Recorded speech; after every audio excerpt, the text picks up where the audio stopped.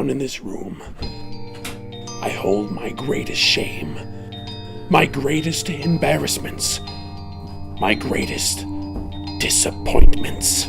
I have never had problems with whites and colors like that. It's always been fine for me, okay? I'm sorry. Keep folding. I was gonna. Bitch.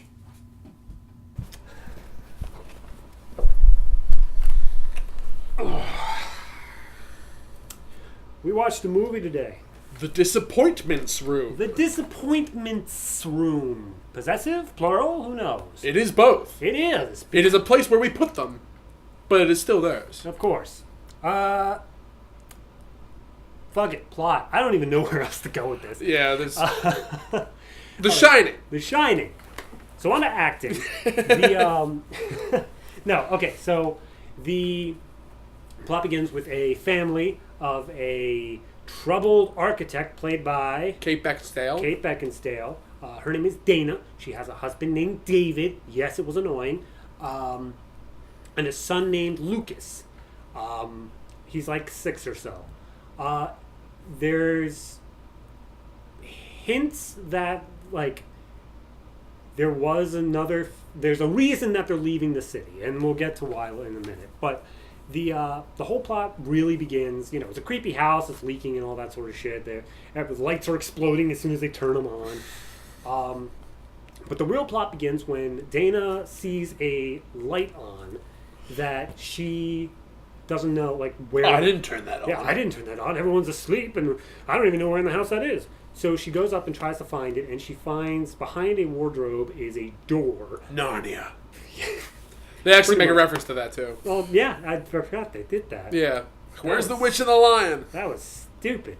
But they... it was fine when we were doing it, but as soon as they did it, no. As soon as they did it, it's self-aware, stupid. But no, they get in there and they find that it is a disappointments room. And the whole thing of a disappointments room is that these stuffy... I was going to say New England, but this takes place in North Carolina. So, and even then, in there's goofs in the local paper because it clearly says that they're in Texas. I missed that bit, but then again, who cares? So it's a whole thing with the stuffy families. Whenever their children are either like deformed or general embarrassments, disappointments to the family, they put them in this room. And they never see the light of day, and they're just basically kept a total secret.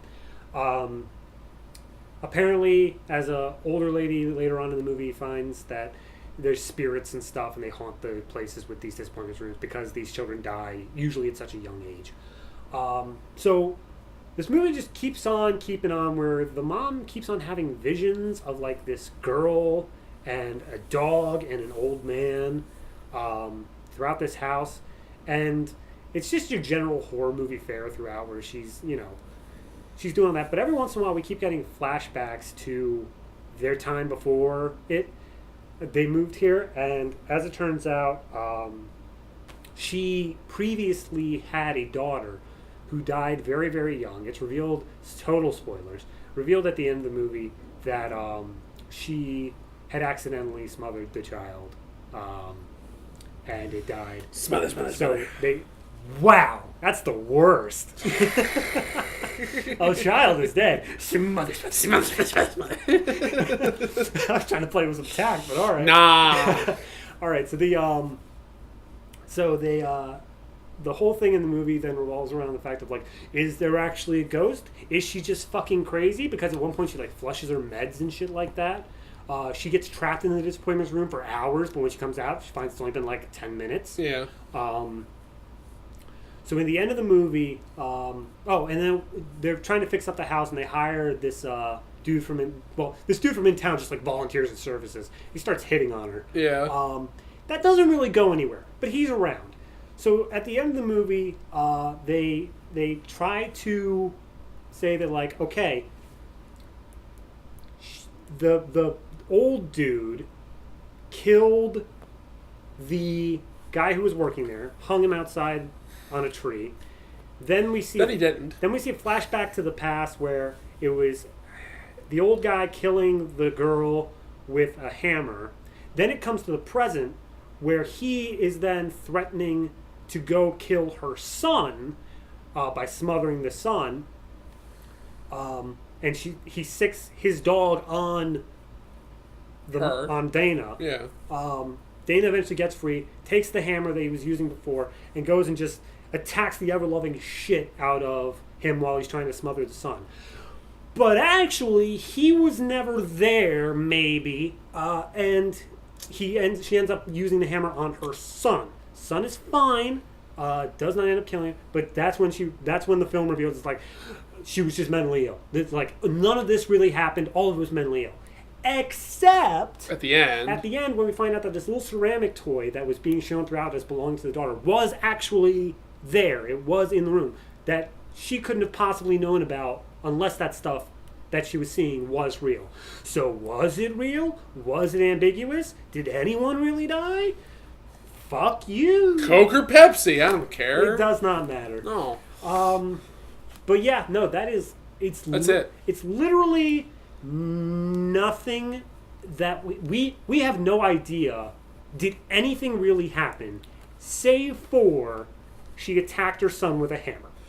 Now, I've done a little tiny bit of research on this, and as far as much information I was able to glean for like a very brief kind of traipse through his production history, that a lot, and we could tell by this just by the movie itself, a lot of the subplots and a lot of the plot, and apparently there's some pinnacle scenes that occur that were completely chopped out of the movie to a point in which that there's a lot of things that we never like.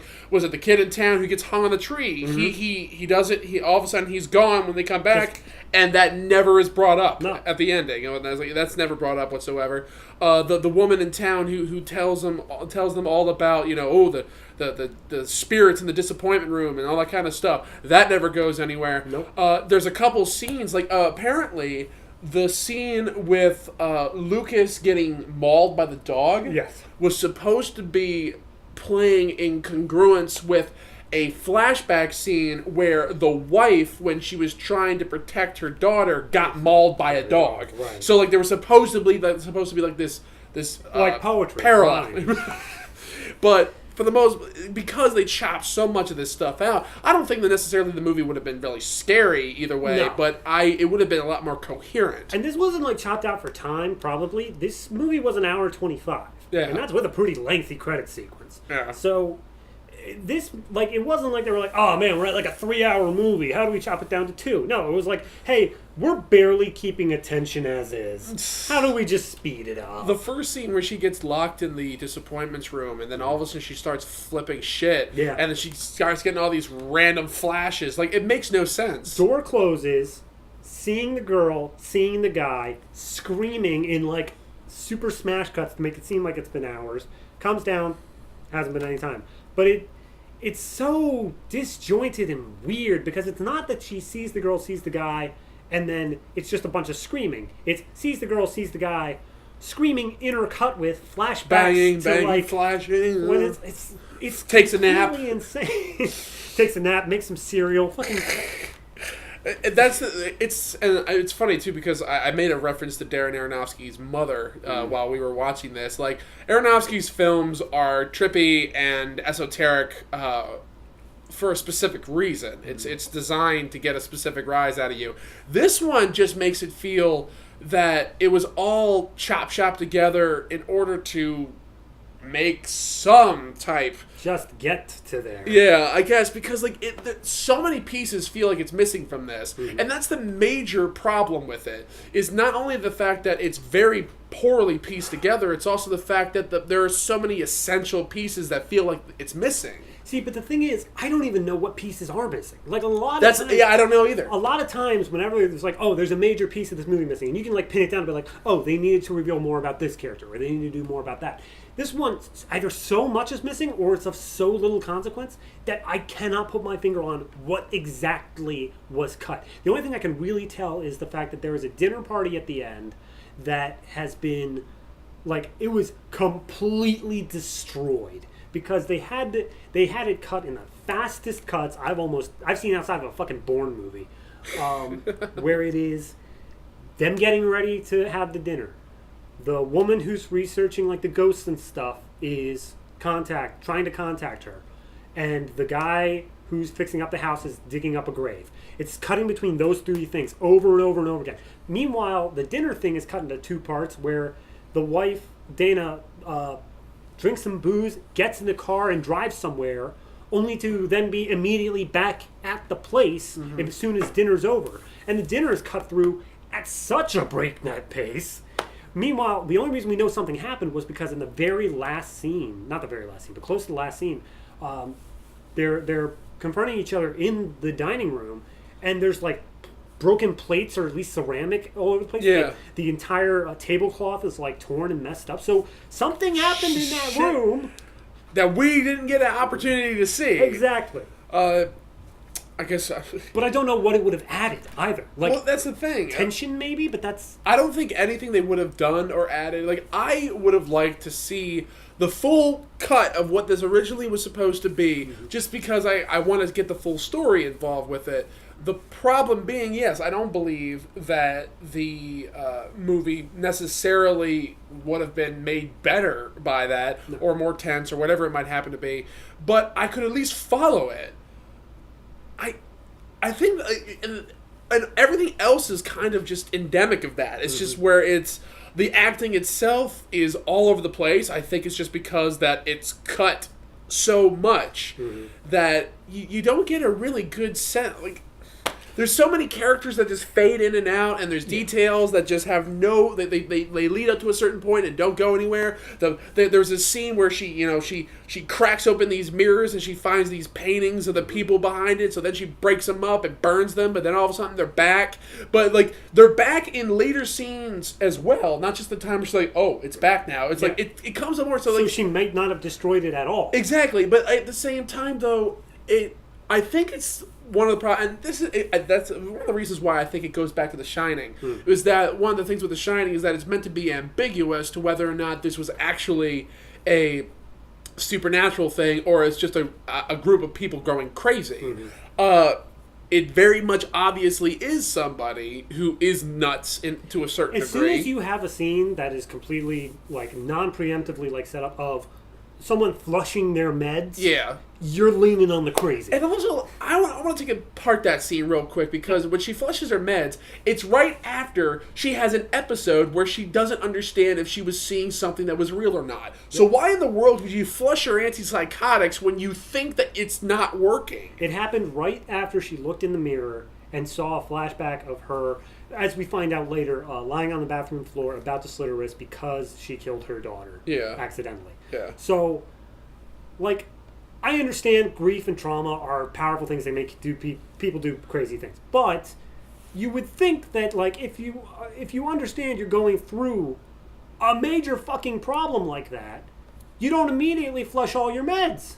You are conscious of the fact that you went through this. Like, it's not like you're bearing it deep down. Like, why am I even taking these meds? I feel fine. No, you are literally seeing why you're not fine, and yet you still decide to get rid of it. I don't get it. And something I wanted to add on to what you're saying with The Shining. I feel I've seen several films that are psychological thrillers that are very they mistake ambiguity and poor explanation, where they don't show or tell the audience enough to even follow, but they play it off as like, what does it mean? It's like, no. This ain't 2001, guys. No, it's not. Actually, it should not be good that we're comparing this movie to Kubrick. Because, Twice. Yeah, because that's not how it works. Even the people who don't like the Shining movie because it's so different from the book, you can't argue that it does have a resonance to it. Oh, yeah. But I think one of the strengths of that movie, which is one of the pitfalls of this one, is that I don't know. It's just they have so many stylistic changes, like when they desaturate when she's like seeing stuff that isn't there. You have 3 different levels of desaturation. You have modern day, which is totally colorful. Well, colorful. It's greens and grays. It's pretty mild, but pretty bland. It's saturated. Then you have slightly dimmed out, which is the era of the smothering of the daughter. Yeah. And then you have like almost black and white, which is the 1800s, old shit that happened in this house. Yeah. Those are the 3 different layers. And they do a good job of keeping those separate right up until they don't have to anymore. And it goes back again. I think, again, like, it goes back the problem with this movie. And I can't say the script because I know that so much of this movie was cut out. Mm-hmm. The post-production process of this movie completely destroyed it. Yeah. And hell, maybe it wasn't worth saving. Maybe if we saw all the pieces of it, it would just be as bad. Yeah, or worse. Or worse. Like, this is making it better. Yeah, maybe. But I don't know. Like, I feel like I'm trying to judge a picture that I don't have all the parts of it yet. Like, I have, like, part of it, and the rest of it I'm not allowed to see, but I'm supposed to judge the full whole anyway. Right. And I think, I get into conversations a lot with people about what film criticism really has a use for. And I always kind of say that film criticism is a springboard for people talking about a film. It's a way that somebody can put into terms that some other people might not be able to what a film kind of felt for them, and then that kind of begins the discussion back and forth about whether or not you agree.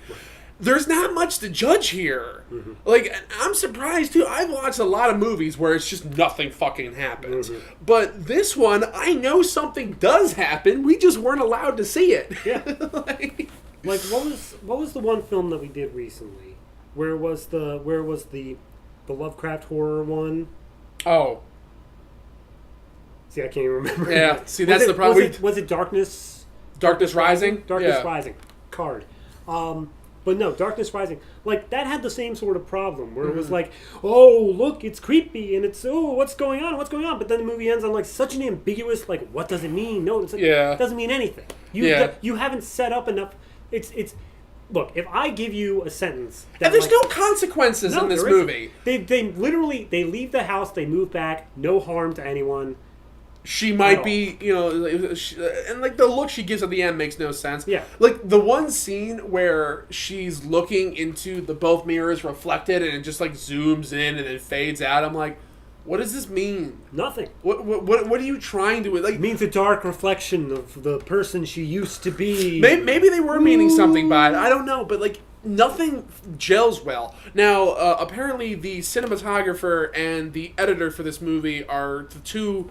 One, this movie was directed by DJ Caruso, and I know him mostly from the Val Kilmer movie The Salton Sea, which is a great film, but also he did, was it Triple X Return of Xander Cage, Disturbia, I Am Number 4, and Eagle Eye, which a couple of them I really did like. I actually liked Eagle Eye, and Disturbia was honestly, it wasn't that bad of a remake. When we say the director, we also mean like pretty much his entire crew. Like, yeah, the whole crew carries between these films. Yeah, so like he's had the same editor, same all these people. But the thing is, though, I remember what was it? I remember I Am Number 4. Yep. I remember a couple of his movies. The movies were not this chopped together. No.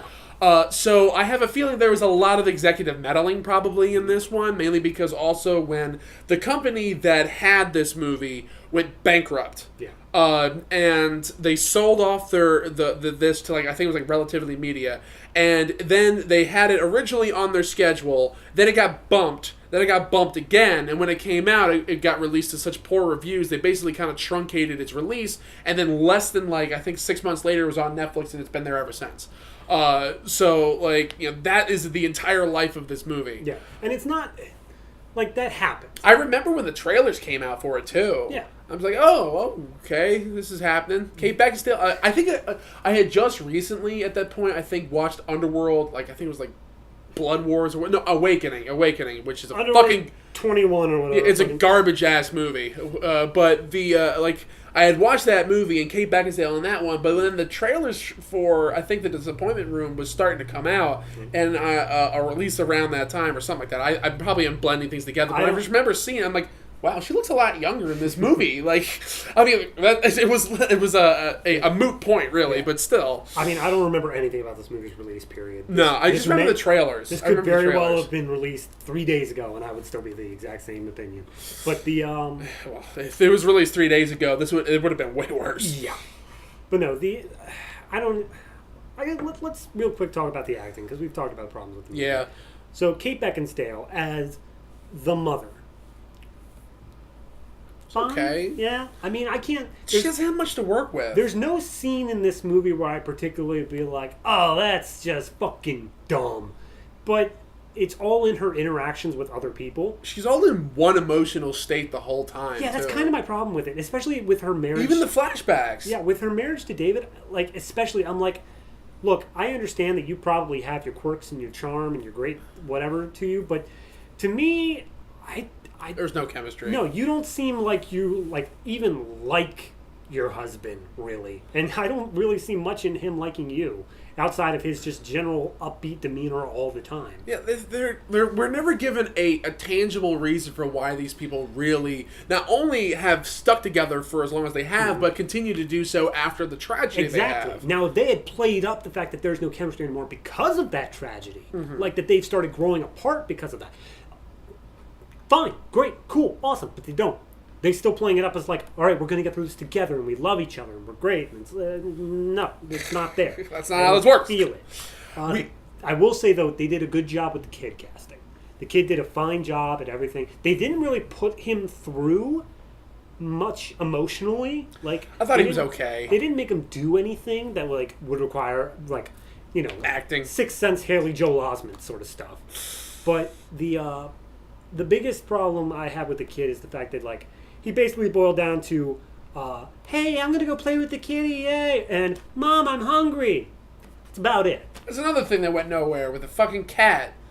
That did go somewhere. It went somewhere, it but... sent me right the fuck out of the movie. It killed the fucking cat off screen. This adorable fucking cat that they had for, like, the entirety of the movie. But think about this. There's that one scene...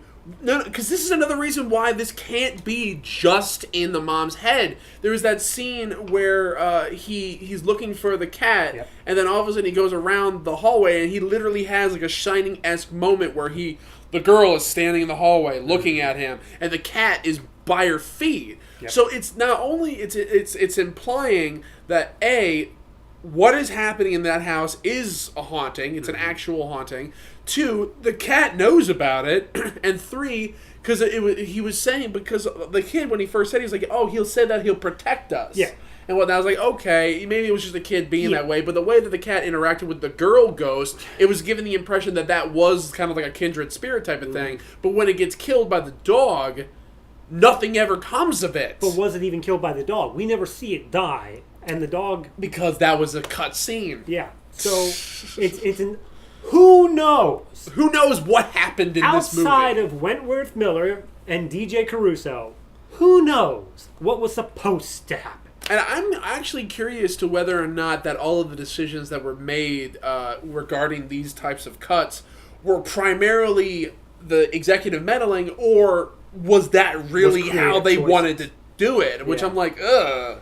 I mean, You're better than that. I never hope for executive meddling, but in this situation, executive meddling would be the better option. Probably. Yeah. The one thing that, like, David said that he kind of threw out the movie when the cat got killed, I threw out the movie when I realized that the writer of this film, Wentworth Miller, whom you might know as being in The Flash, Captain Cold, as Captain Cold, a couple other roles too, but he was the writer and producer of Stoker.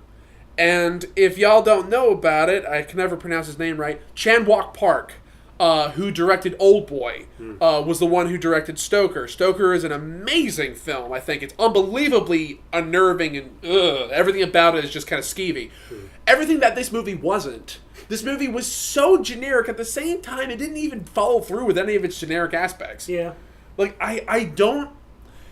Also, I saw on Wikipedia, which I don't think this is necessarily true, but apparently according to the Wikipedia article, this was inspired by an HGTV episode from a segment called If Walls Could Talk. I don't know if that's true or not because it has no citation, but... What? Yeah. I mean, I know, like, the kind of segment they're talking about, but that's just literally like... Hey, here's the history of this house. That's all it is. That's all, like, that's not inspired by. I mean, like, that's almost every haunted house movie has a dark history. One thing Though I will say, the idea of a disappointments room is an actual thing from history. Yeah. So if they decided to take that idea and really run with the reality of the idea, it would have been a lot more interesting. The one thing I want to bring up before final thoughts was, the director's other filmography. Do you think that this director's just not a horror movie kind of guy, or do you think that like he did like I Am Number 4, which is a kid action movie. He did Xander Cage, which is an action movie. Disturbia, tension, but I wouldn't really suspense. Say it as horror. It was suspense. So, do you think it's just that he can't do a horror? I mean, it's a possibility. Really, that he's I don't know. He's done a bunch, but Two for the Money. He did Taking Lives, which wasn't very well received. Salt and Sea is what I really like. That was from 2002. Episode of Smallville. Episode of Dark Angel, Yeah, so Mercy Point. Like he's done a lot of TV, and he's done a lot of genre work, and I think he has a lot of creativity from what I've seen in his movies. Just roll your final thoughts. Yeah, I'm just rolling into it. It's just the fact that the movie, the talent behind the movie, it should have been a lot better than it was. But at the same time, even though the talent behind the movie really should have amounted to more, it also is not too surprising considering also that these guys also have a ton of duds in their career too. Like, I'm not expecting amazing work out of every director all the time. I have certainly not created all that. But at the same time, though, the script was weak. The editing was unbelievably messed up together. The acting was okay at best. But overall, the movie is so generic that by the end of this review, we probably won't remember the major points that we went through in the plot. Just because, like, it's just so generic at the same time that nothing happens, that nothing wants to stick in your brain. I don't remember a solitary shot in this movie where I'm like, that's pretty damn good. Most of the time, I'm just like, this is the thing. Yeah, I mean, for me, it's pretty much the exact same. Is that the one thing I wanted to bring up that I didn't get a chance to was you were saying that it was just so generic, and there was you were predicting one particular thing. Yeah. You were predicting that I went hard. There was a spiral staircase with this very sharp looking chandelier dangling above it, and when you see it sway, you see it move, and Matt was certain that this chandelier was going to fall by the end of the movie. We saw it like 6 times. And that chandelier did not get touched. It was never involved. Nope. So, hey, breaking the norms. But there you go, movie. But no, for me, yeah, this movie, it's just, it doesn't give enough to maintain interest. There's a very fine balance of giving enough to maintain interest and not giving enough that you can stay ambiguous. But you took out all the wrong pieces. Because if you want to take out the entirety of the dinner party, then take out the entirety of the dinner party. Yeah. Don't just leave in the fact that, well, yeah, the dinner party happened, but we didn't need to see any of that. It's like, well, then don't put it in. That's not... If you want to take out the entirety of whatever happened to that worker guy throughout the second half of the movie, don't put him in to begin with. Admittedly, he was a very large portion of plot, but it was like to... It never went anywhere. It was like to set up a maybe affair, which... Who Never cares? That's not important in a horror movie. Maybe it was supposed to cause conflict between her and her husband, which never happened. But they met once. There's never been tested. There was never anything that was tested in this. Exactly. And that's my biggest problem. No stakes. Is that by the end of this, I was just like, and that happened. The end. Like, there's nothing roll more. credits. Yeah, exactly. I was half expecting there to be like a mid-credit scene or something that somehow like tease something else, but then I realized there's nothing more to tease. You've set up nothing. You've accomplished nothing. There's nothing here. So yeah, that's... I really wanted a sequel, man. All in all, I guess I'd call it a disappointment. And those were our thoughts on The Disappointments Room. And speaking of disappointment, looks like you got more folding to do.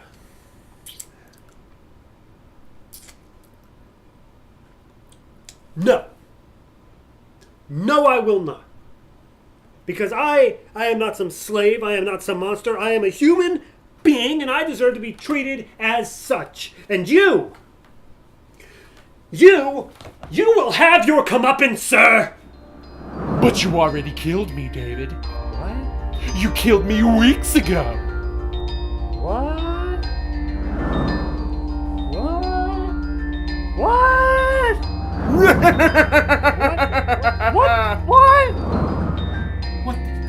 What? What? Disappointment.